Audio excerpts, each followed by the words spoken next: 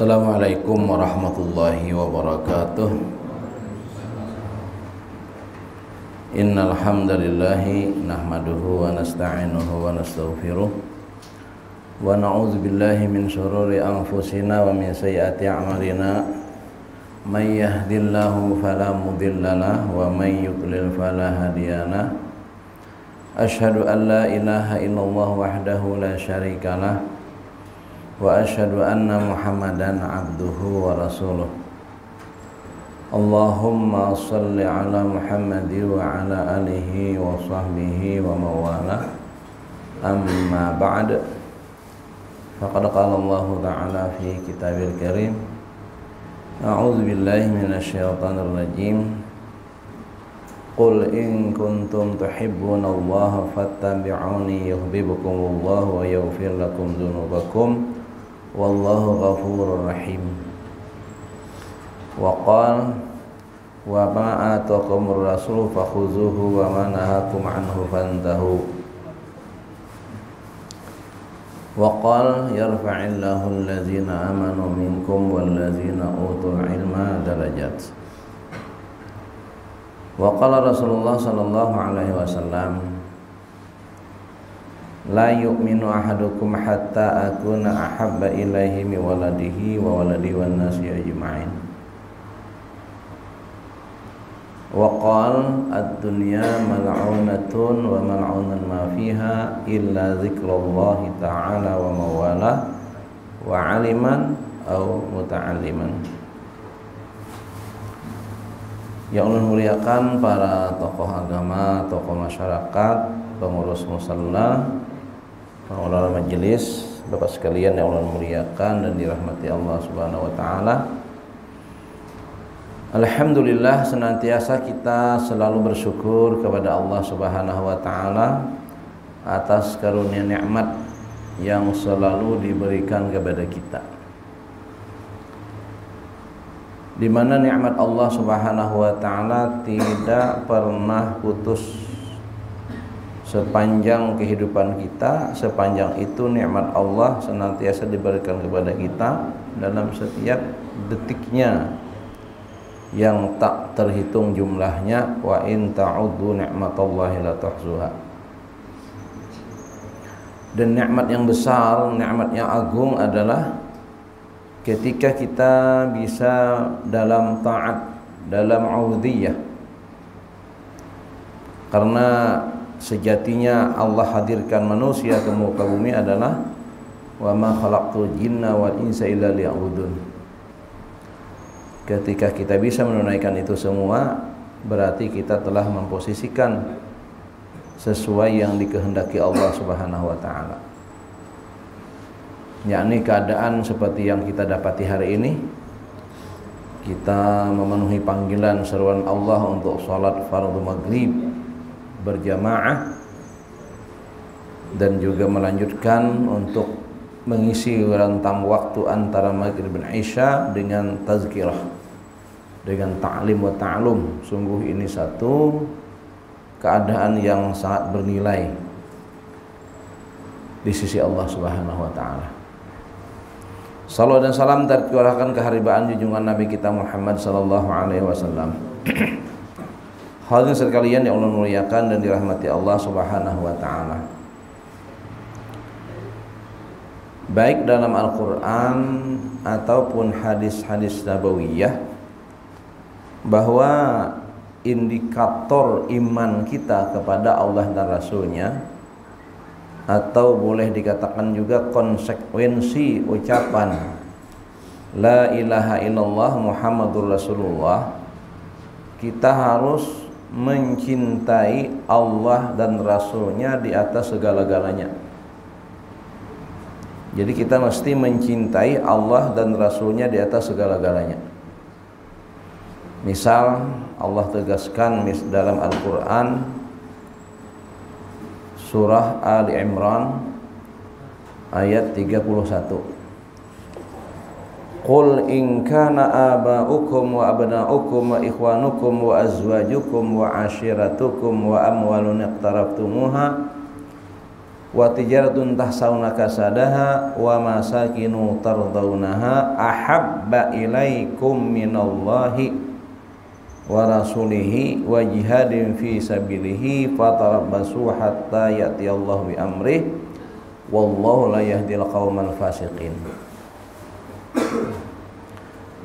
Makna ayat ini menjelaskan kepada kita di mana manusia itu punya rasa cinta kasih. Ya. Ada dua sisi cinta di sini. Satu 8 macam.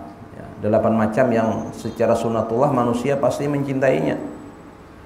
Abaukum, bapak-bapak kalian atau orang tua kalian, wa abnaukum, anak-anak kalian, wa ikhwanukum, saudara yang juga kita mengasihinya, wa azwajukum, dan pasangan-pasangan. Semikian juga dengan karib kerabat keluarga, harta yang kita usahakan, pekerjaan yang merupakan profesi kita yang takut akan kerugiannya, serta rumah tempat tinggal yang kita senang berada di dalamnya. 8 poin itu manakala ujar Allah lebih engkau cintai, ahabba ilaikum minallahi, daripada Allah dan Rasulnya dan perjuangan di jalannya, maka tunggulah apa yang menjadi keputusan Allah, ai azab dalam tafsir. Dan Allah tidak memberi petunjuk kepada orang-orang yang fasik. Nah, jadi iman itu harus dibuktikan sejauh mana kecintaan kita kepada Allah dan Rasulnya, serta dalam perjuangan atas agama Allah Subhanahu wa taala. Dan itu dibuktikan oleh para sahabat. Para sahabat radhiyallahu anhum yang ketika mereka diperintahkan untuk hijrah dari kota Mekah ke Madinah dalam rangka melaksanakan perintah Allah, li'la kalimatillahiyal ulya, untuk menegakkan kalimatullah yang tinggi, menegakkan kalimah la ilaha illallah, kalimah tauhid yang selama di Mekah itu terancam, diintimidasi, ditindas. Lalu mereka yang berangkat itu yang meninggalkan orang tua, meninggalkan anak-anak, meninggalkan pasangannya, meninggalkan hartanya, pekerjaannya, rumahnya, semua ditinggalkan. Seperti misalnya Suhaib Ar-Rumi radhiyallahu an, meninggalkan kekayaan yang ada di kota Mekah, hanya berbekal apa yang ada di tubuh saja. Itu dibuktikan oleh sahabat. Mereka benar-benar cinta kepada Allah dan Rasulnya. Dan demikian juga sahabat dari golongan muhajirin. Segala yang mereka miliki itu adalah dalam rangka untuk Allah, untuk menolong sahabat-sahabat, saudara-saudara mereka yang datang di kota Mekah. Sehingga mereka oleh Allah Subhanahu wa taala dalam, kalau mohon maaf ayat tadi ya bukan Ali Imran ya, tapi surah At-Taubah ayat 24. Koreksi ya, itu ayat surah At-Taubah ayat 24. Maka At-Taubah ayat 100 itu menyatakan tentang kelompok sahabat Nabi ini. Was-sabiqunal awwaluna minal muhajirin wal ansar walladzina tabauhum bi ihsan radhiyallahu anhum. Dan orang-orang yang mula-mula dalam Islam, ya, orang-orang yang mula dalam Islam, mereka itu adalah golongan muhajirin yang hijrah dari Mekah ke Madinah, dan orang-orang Ansar, orang-orang yang menolong sahabat saudaranya yang datang dari Mekah. Jadi sahabatnya ada 2 golongan besar, sahabat muhajirin dan Ansar.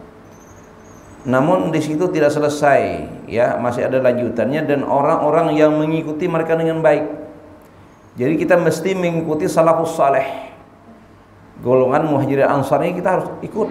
Walladzina tabauhum bi ihsan, dan orang-orang yang mengikuti mereka dengan baik. Sahabat muhajirin ansar yang ngikutin mereka dengan baik, radhiyallahu anhum, Allah redha kepada mereka. Nah, ini ya. Jadi Allah ridha karena kecintaan mereka betul-betul terbukti hanya untuk Allah, Rasulnya, dan perjuangan menegakkan kalimah Allah. Dalam konteks sekarang mungkin ya, menegakkan syariat Allah, hukum-hukum Allah. Yang sekarang ini ya black campaign terhadap syariat, menuduh ya syariat kita ini melanggar HAM dan sebagainya lah, begitu tuh dan mereka ya. Ya kita sebagian yang termakan isu itu ya, lalu ikut fobi ya dengan syariat kita. Tidak benar itu. Justru kita kalau memang benar mencintai Allah dan Rasulnya, maka syariatnya juga harus dicintai. Itu kalimahnya ya dalam surah At-Taubah ayat 24 tadi itu, ahabba ilaikum minallahi wa rasulihi wa jihadin fi sabilihi. Itu Allah, Rasul, dan perjuangan di jalannya, di jalan Allah. Jadi perjuangan ini harus dengan semangat cinta, mencintai agama Allah sehingga siap memperjuangkan seperti itu. Itu yang dikehendaki oleh Allah Subhanahu wa taala. Nah, lalu di sini memang harus kita tanamkan. Ada proses penanaman. Nah, proses penanaman inilah ya sebagai kata kunci untuk ihya'us sunnah. Kan sekarang ini kan temanya kan ihya'us sunnah, ceritanya seperti itu kan. Nah, sekarang bagaimana langkah awal kita untuk bisa ihya'us sunnah juga sebagai bukti cinta kita kepada Rasul? Ini kalau kepada Rasul kan secara khusus juga ada dalil berupa hadis ya, di mana Nabi bersabda, la yu'minu ahadukum hatta akuna ahabba ilaihi min waladihi wa waladihi wan nasi ajma'in.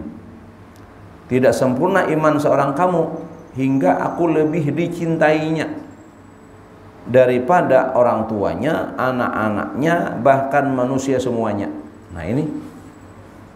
Dan diantara juga tugas orang tua kepada kita ya, orang tua ini untuk anak-anak, ada pesan Nabi. Tugas ini selain yang memang masyhur dalam ayat Quran yang surah At-Tahrim itu ya qu anfusakum ahlikum nara, itu secara umum.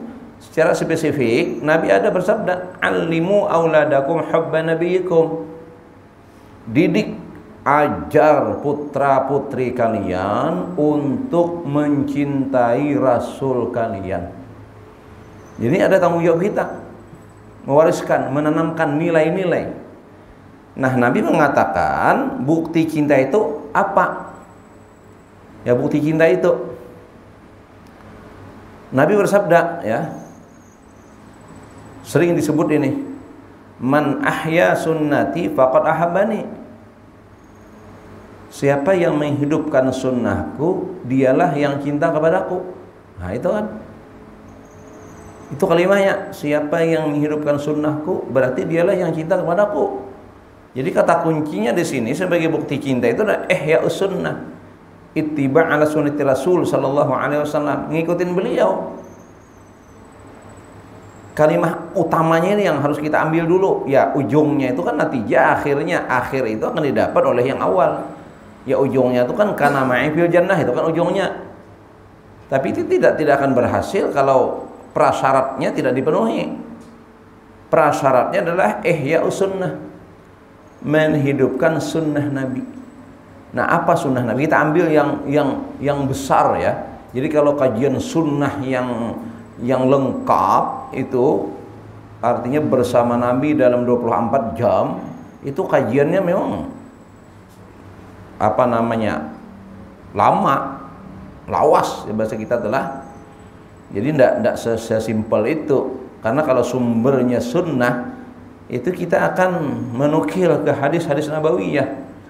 Sementara paling tidak ya rujukan kita hadis-hadis nabawiyah itu adalah paling tidak itu kutubus sittah, itu paling tidak. Belum lagi yang lain dengan syarahnya, dengan berbagai macam jenis kitab yang menjadi rujukan itu kan. Itu paling tidak, itu paling minimal. Kutubus sittah 6 kitab hadis, 2 sahihain, 4 ashabus sunan. Sunan itu jamak dari as-sunnah. Sunnah-sunnah artinya. Jadi sunan itu kumpulan sunnah-sunnah Nabi yang ditulis Imam Tirmizi, namanya Sunan Tirmizi.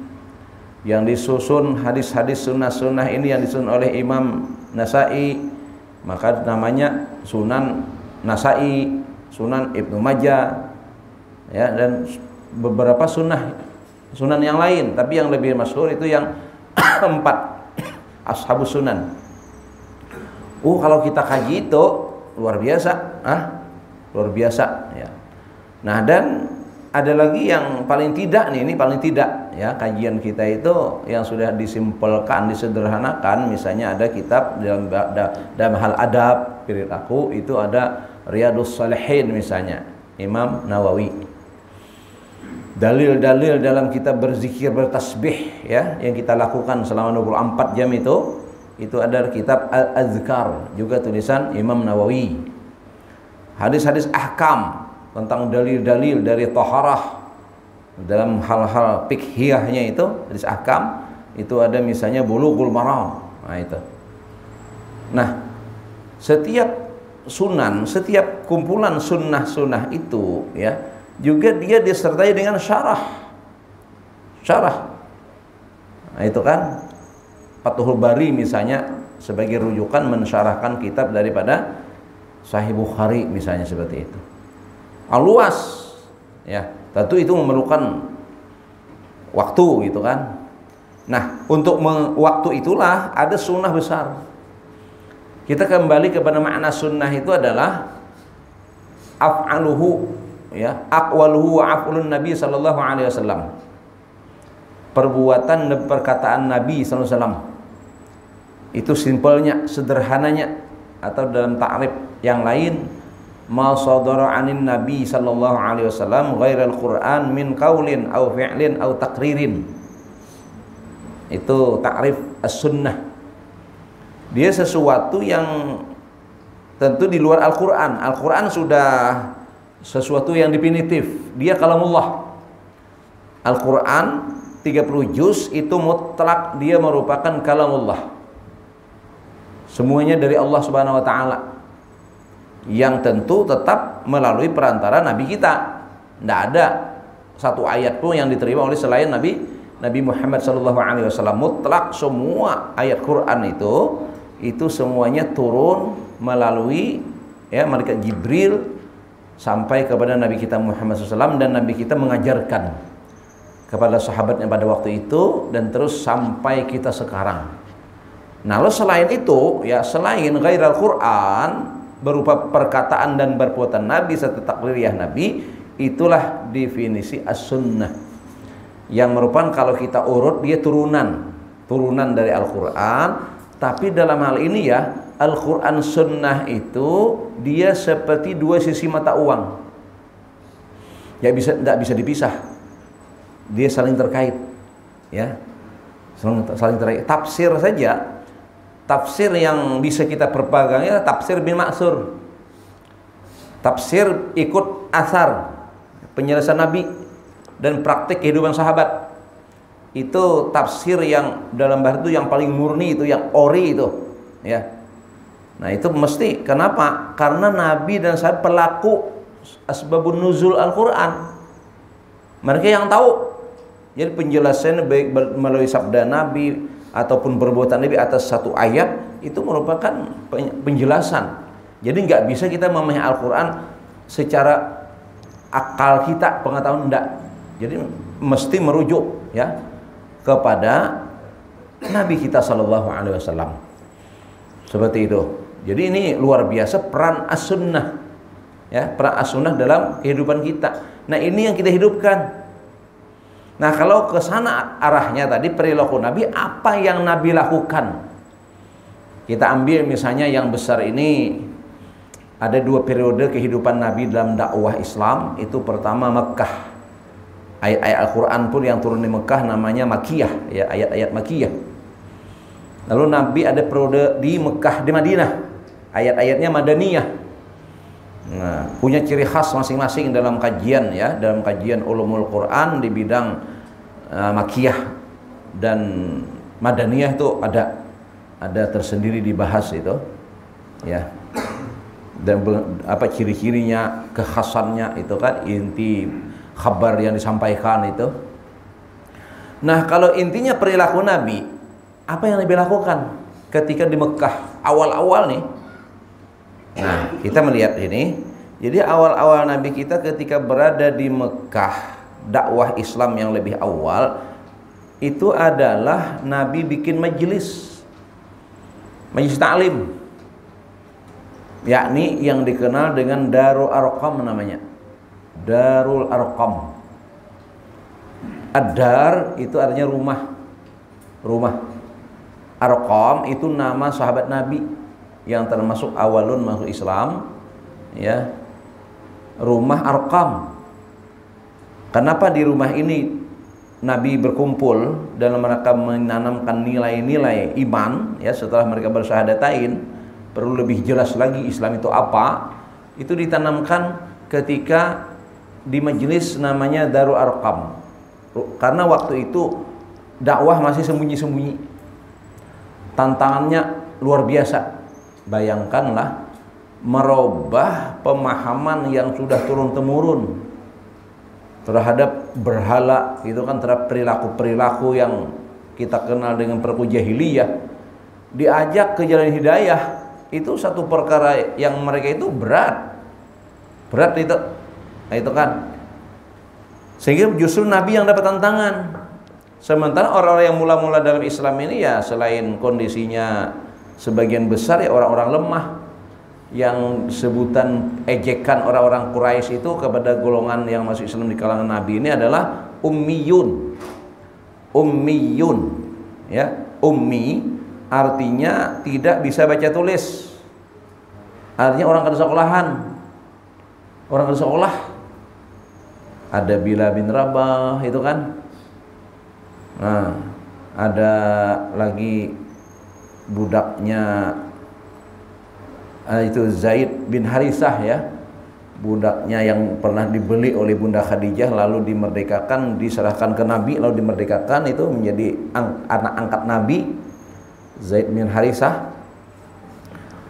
Orang-orang seperti itu mantan-mantan budak, jelas intimidasinya luar biasa, ya takut lah karena kondisinya seperti itu, ancaman. Akhirnya tetap ngaji tapi di tempat yang sedikit tertutup, tidak nampak. Kalau kelihatan berat itu. Bagaimana ketika Bilal ketahuan masuk Islam, ya, oleh tuannya Umayyah bin Khalaf, penyiksaan yang luar biasa. Tuh semalaman tuh dipukulin, dicambuk, sampai yang mencambuk tuh koyuhan kayak apa kira-kira lah. Yang mencambuknya koyuhan, kayak apa yang dicambuk, dahsyat. Siangnya diseret ke tengah padang pasir, di tengah panas, lalu ditihin batu.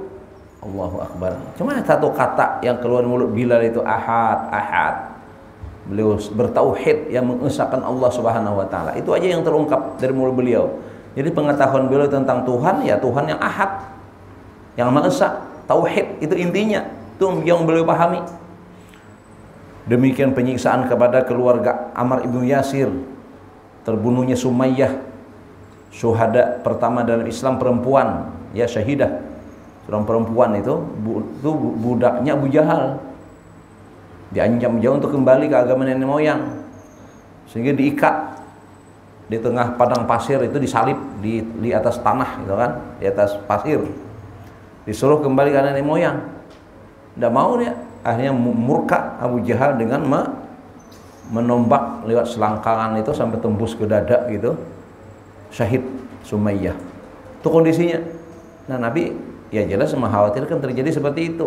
Akhirnya dibikin, walaupun secara sembunyi-sembunyi, majelis tetap harus ada, karena itulah cara mewariskan nilai-nilai iman. Jadi nilai iman itu harus diwariskan, bila tidak dia bisa hilang. Al-imanu yazid wa yanqus. Jadi penanaman nilai-nilai iman, nilai-nilai syariat untuk bisa difahami itu mesti harus ada sarananya. Walaupun dengan kondisi yang begitu menakutkan lah bahasa kita itu, ya. Walaupun dalam bentuk keyakinan kada boleh bang takut itu sebenarnya, tapi kondisinya ya begitu, ya harus pakai taktik dan strategi Tidak boleh kita menembus dinding dengan cara membenturkan kepala kan. Salah-salah bukan dindingnya yang pecah, kepala kita yang pecah. Itu. Jadi itu namanya taktik dan strategi namanya kan. Nah, jadi itu caranya dulu. Walaupun dengan kondisi begitu ya majelis dihidupkan. Dan itulah yang diikuti oleh para ulama kita dulu. Lihat pesantren ya, pesantren yang ada di Indonesia umumnya itu umumnya ratusan tahun. Raha misalnya di Amuntai ini kan ulang tahun ke-100. Indonesia merdeka berapa? Belum 100, baru 70-an ya, 77. Indonesia merdeka 77. Pesantren umurnya lebih 100, berarti masih tua pesantren. Jadi ada penanaman nilai-nilai itu yang bisa didirikan bentuk pesantren. Tapi ada juga dari rumah-rumah itu dimantapkan keimanan. Kalau cerita kawan-kawan yang kita pernah studi banding ya, ada dulu salah satu kepala sekolah di Banjarmasin ini studi banding ke wilayah yang Uzbekistan kah, yang namanya Tantan seperti itu lah.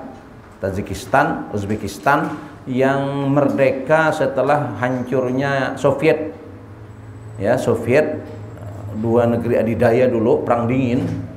Akhirnya komunis yang hancur, Soviet pun bubar. 3 Rusia yang tertinggal, ya, sisa-sisanya yang bekas jajahannya dulu itu merdeka. Yang negara-negara yang tentaganya Pakistan, Afghanistan, yang Uzbekistan, Tantan itulah itu terindikasi dulunya mayoritas Muslim itu. Cuman karena komunis yang berkuasa, simbol-simbol agama dihapus itu simbol agama. Cuman ada hal yang aneh ya, yang mengherankan kita itu. Jadi setelah Soviet bubar, runtuh gitu kekuasaannya, muncul negara-negara kecil merdeka dan mereka mengisytiharkan sebagai negara Muslim. Nah itu kemana selama ini penekanan oleh rezim komunis waktu itu. Rezim komunis itu jangankan ritual di masjid, itu ritual penguburan aja kalau ketahuan tuh ditangkap. Ke kuburan tuh kayak kita tuh ke kuburan kan, ngantar ke kuburan kan ada ritual ya, walaupun dikit lah ada ritualnya kalau bisa. Karena ada kaifiatnya gitu. Penguburan tuh ada tertibnya. Paling tidak sebelum pulang kita berdoa sama-sama kan di atas kubur gitu. Itu kalau ketahuan itu semua ditangkap. Ketika rezim komunis yang berkuasa, kalau ada simbol agama itu nggak bisa karena mereka komunis. Nah, rahasianya ya diketahui oleh saudara kita yang pernah studi banding ke sana. Teman kita kepala sekolah waktu itu ikut kunjungan ke negara tersebut. Rahasianya apa? Mereka tetap jalan Islam itu secara sembunyi-sembunyi di rumah tangga itu. Jadi misalnya mereka mau makan misalnya, ya mau makan, itu tidak boleh makan kalau tidak mendengar muzakarah tentang adab makan dulu. Hal makan begini, dikenakan sunnah nih, harus tangan kanan, itu kan berjamaah. Jadi tidak akan makan kalau sendiri gitu kan. Di situ rahasianya. Dan ini telah kami lakukan, ujar mereka, walaupun dalam kekuasaan komun yang mereka tidak tahu. Itu di rumah-rumah dihidupkan suasana keagamaan itu tetap ada majelis seperti itu. Walaupun dalam penjajahan Indonesia tapi yang namanya nilai-nilai agama kan tetap diwariskan nih. Itu caranya selama itu ada mewariskan, walaupun kita dikuasai tadi rezim komunis yang berkuasa di wilayah Soviet waktu itu ya, namun ketika Islam itu tetap diwariskan, dia tetap ada. Itu kegigihan orang dulu mempertahankan agama seperti itu. Nah, namun walaupun sekarang Indonesia merdeka sekarang, tidak ada pewarisan nilai-nilai seperti itu bisa hilang. Apalagi gempuran budaya luar sekarang juga. Sekarang kan zaman keterbukaan nih. Jadi segalanya sekarang bisa ya ada plus minusnya lah. Ya, minusnya hati-hati kita itu terjangkit. Nah, ini bahaya kalau kita terjangkit simbol-simbol barat yang bebas kan, kebebasan kan itu. Tidak ada dalam Islam rumus bebas, tidak ada. Ya, dalam Islam tidak ada rumus bebas itu. Dalam Islam kita bertuhan. Jadi segala sesuatunya harus mengikuti undang-undang. Tidak bisa yang saina dewe itu tidak ada. Yang sekehendak sorong itu nggak ada lah. Nggak ada. Semuanya harus ditaklukkan. Nah, tapi takluk itu tadilah harus disana cinta. Karena memang kita cinta kepada Allah harus taat itu kan. Nah itu. Jadi mesti kalau kita tidak mewariskan nilai-nilai itu dan kita tidak hidupkan, Islam berangsur-angsur akan hilang. Lihat aja pian di pesisir-pesisir lah, di kampung-kampung yang ada sih masjid ya, ada sih orangnya gitu kan, tapi tidak hidup.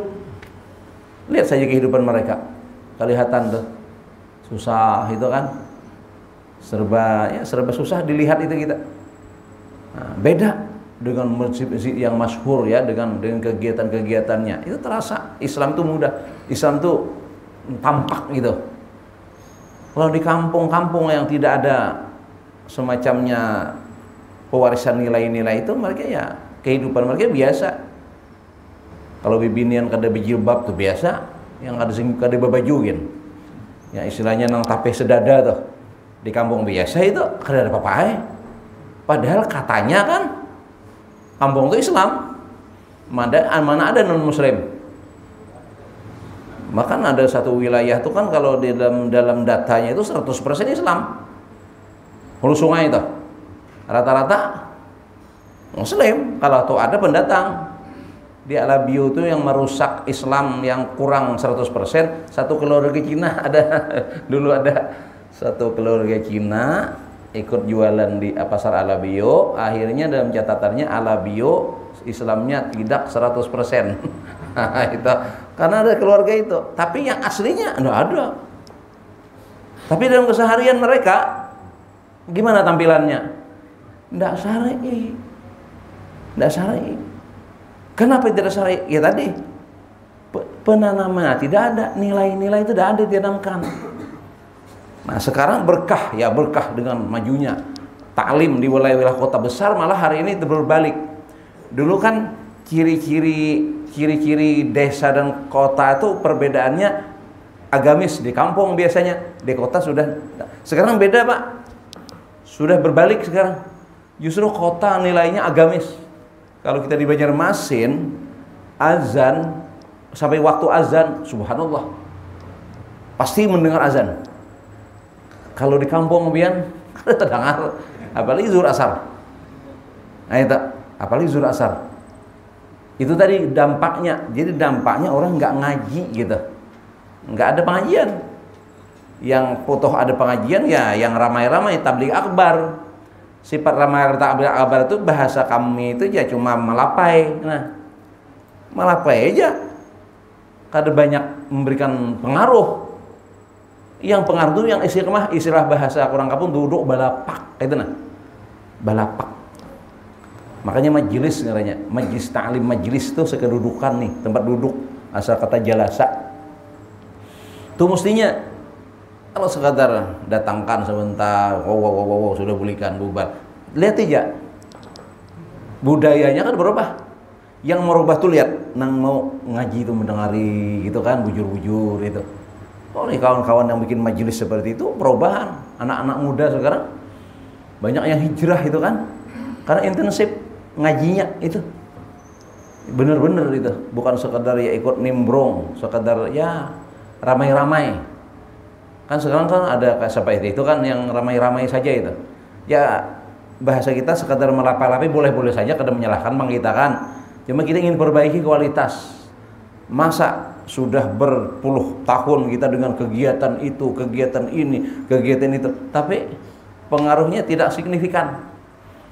Itu kalau istilah orang jualan itu rugi itu, baik ubah usaha kita. Nih jual ini misalnya kayak itu aja setahun, 2 tahun, 3 tahun. Ngapain mempertahankan usaha kayak itu? Mestinya harus dirubah polanya. Ya polanya kembali ke sunnah Nabi tadi. Nabi bikin majelis, sahabat Nabi semua datang ke majelis walaupun secara sembunyi-sembunyi, gitu nah. Itu Jadi dibikin majelis, sahabat semua datang, itu. Ini kita bikin majelis, maka semua datang, gitu nah. Mestinya, ya. Nah, berlaku sunnah kedua periode Madinah. Ini kita koneksitas kan, kalau antara yang awal Mekah, nanti awal Madinah. Berbentuk majelis di rumah lantaran masjid belum ada. Pas Nabi hijrah ke Madinah, pertama kali yang Nabi lakukan itu apa? Bangun masjid. Itu bangun masjid. Lalu Nabi bangun masjid. Nah, sudah. Kita juga kaum muslimin ngikutin itu. Negara mana saja kalau ada kaum musliminnya, yang pertama kali diusahakan kita mikir bangun masjid. Ada komunitas muslim di Jepang bikin masjid. Walaupun masjid yang sederhana, satu bagian dari rokok itu pertokoan. Lalu ada seorang muslim yang berkenan menghibahkan tokonya itu untuk dibuat masjid. Nah, walaupun sesederhana itu. Jadi di Jepang ada masjid. Di Amerika itu banyak masjid. Di Mississippi itu ya.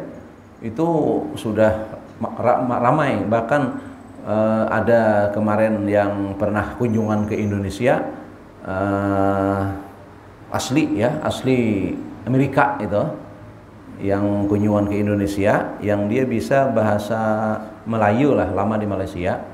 Dia di sana jual roti aja, dan dia bercerita di sana azan sudah bisa keluar pakai speaker. Jadi sudah kada asing di situ, satu negeri itu, satu wilayah. Nah itu kan asal ada masjid, diikut di mana ada komunitas muslim. Nah itu sunnah Rasul, memang ada masjid syaratnya. Sehingga kalau hendak melihat Islam yang benar itu lah, Islam yang betul, lihat dalam satu kaidah usul fikih pun lah, dalam tarikh tasyri', itu salah satu rujukan untuk kita beragama ini adalah, salah satu yang bisa kita ambil rujukan adalah perilaku masyarakat Madinah. Perilaku masyarakat Madinah itu bisa kita jadi rujukan. Misalnya berargumentasi dengan orang yang di Kalsel ini ada ya ala sempalan, yang nggak sholat, nggak ke masjid. Nah itu cara menyidang mereka tuh waktu itu ya, ditanya, sampean ini Islam mana? Produk mana itu? Made in mana? Kalau kamu melabelkan bahwa agama yang kamu pakai ini adalah Islam, sekarang kami bertanya, Islamnya dari mana ini bawaannya? Made in Amerika kah? Made in Jerman kah? Nah, yang kami tahu Islam itu made in Mekah Madinah. Made in Mekah Madinah. Nah, jadi kita akan perbandingkan di sini. Kita ke Mekah ke Madinah itu ngapain? Nah, ke Mekah kemana? Masjidil Haram. Ke Madinah kemana? Masjidil Nabawi. Nah, di sana ada masjid, dan orang Madinah ke masjid. Orang ke Madinah ke masjid. Pian nih mana? Islam mana nih? Pernah lah ke Madinah, pernah ke Mekah. Enggak ada pernah, ke sana dulu. Sebab ini produknya Islam kita ini didatangkan oleh Nabi Muhammad SAW, yang beliau lahir di Mekah, wafat di Madinah. Di Mekah beliau ada Masjidil Haram, orang di sana salat 5 waktu. Oh, imam besarnya itu. Terus di Mekah, di Madinah seperti itu juga mulai zaman Nabi sampai sekarang, kada ada berubah. Nah, pian ini umat mana? Ha, kayak itu dah. Nah, jadi kalau Islam yang disunnahkan Nabi, yang dibawa Nabi itu adalah bangun masjid. Nih sudah pas itu, bangun masjid. Nah, apakah hanya dibangun saja? Enggak. Ya. Jadi Nabi dan sahabatnya melowongkan waktu untuk masjid ketika pian sudah mengistrikan diri sebagai seorang pedagang. Pian apa? Pedagang. Maka setiap hari ke toko, sediakan waktu untuk toko kalau kamu pedagang, gitu kan. Pian apa? Petani. Maka petani menyediakan waktunya untuk lahan pertaniannya. Seorang yang namanya nelayan, dia ada peruntukan waktunya untuk ke laut. Nah itu kan. Seorang karyawan, apa semuanya. Sekarang kita muslim, umat Nabi, ikut sunnah Nabi. Apa yang dilakukan? Harus nyediakan waktunya untuk masjid. Amun kadada ngapain bangun? Ini setiap momen. Sehingga saling masyhurnya waktu itu ya, saling makmurnya masjid, semua sahabat yang besar, kecil, yang lama, yang baru, semuanya ke masjid. Sehingga orang munafik ke masjid waktu itu. Orang munafik ke masjid. Hari ini kisahnya Islam besar apa? Nah, alimnya karena masjid. Kisahnya tuh kan aneh. Padahal jelas-jelas masjid itu bagian dari Islam. Sisa ala taqwa di Quran itu. Ini asasnya, ini dasarnya bagi mukmin yang bertakwa itu adalah masjid. Sehingga para sahabat semuanya ke masjid. Orang yang sebenarnya di Islam tapi ingin tampil Islam datang ke masjid, tapi zuhur asar aja. Jaget gulu. Nah, di muka Nabi tahu ya. Tapi isya atau kadab. Jadi Masjid Nabawi itu 9 tahun pertama tuh belum ada lampu. Baru tahun ke-9 Hijriah itu ada yang manaki lampu. Nama sahabat namanya Tamim Ad-Dari radhiyallahu an. Itulah yang pertama nyumbangkan lampu untuk Masjid Nabawi. Jangankan lampu masjid, mereka rumah mereka sendiri lampunya hanya sebentar nyalanya. Sisanya bakadap sampai subuh. Karena memang peralatan untuk penerangan memang sangat susah ketika itu, memang kondisi kehidupan waktu itu kan. Hikmahnya apa? Nabi tahu orang munafik. Bila munafik tuh Isya tuh ada subuh kan ada juga. Makanya ada hadis yang menyebutkan sekiranya orang munafik tahu nilainya salat subuh berjamaah dan salat Isya berjamaah, mereka akan merangkak, akan betingkaung datang ke masjid. Nah, itu disebut orang munafik di situ. Kalau zuhur mereka di hadapan Nabi, betampai. Kisahnya aku Islam juga toh, itu kan. Itu zaman Nabi. Nah, hari ini mesti kita kembalikan itu. Maka paling tidak kita yang ngaji sudah tahu ini kan, jangan mundur lagi, terus saja. Insya Allah nanti ya dengan dakwah bil hal ini, ya dengan pengajian sudah menghimbau ke arah sana, kita sudah menghidupkan, insya Allah berangsur-angsur Islam akan dipahami secara sempurna insya Allah. Terutama insya Allah kita dengan mengaji dalam rangka memahami Islam dan menghidupkan masjid-masjid dengan majelis-majelis dan amal ibadah yang disyariatkan. Rasanya Isya itu sudah ya, habis kontrak itu sudah, karena judulnya pengajian antara maghrib dan Isya itu kan, jadi habis sudah. Itu saja untuk hari ini. Mudah-mudahan ini menyemangati. Ini penghujung Rabiul Awal nih kan sudah, dan akan memasuki Rabiul Akhir. Nah itu, jadi tidak masalahnya tidak masalah kita ingin menegaskan kembali intinya ya, intinya bahwa kita harus sunnah, menghidupkan sunnah Nabi, terutama yang besar ini insya Allah berangsur-angsur nanti kita kaji, kita pelajari yang kecil-kecil, yang sederhana. Semuanya yang kecil dari Nabi adalah besar karena nilai akhirat. Wal akhiratu khairu wa abqa. Dan akhirat itu adalah sesuatu yang lebih baik dan dia untuk selamanya. Terima kasih. Subhanakallahumma wa bihamdika asyhadu an la ilaha illa anta astaghfiruka wa atubu ilaik. Wassalamualaikum warahmatullahi wabarakatuh.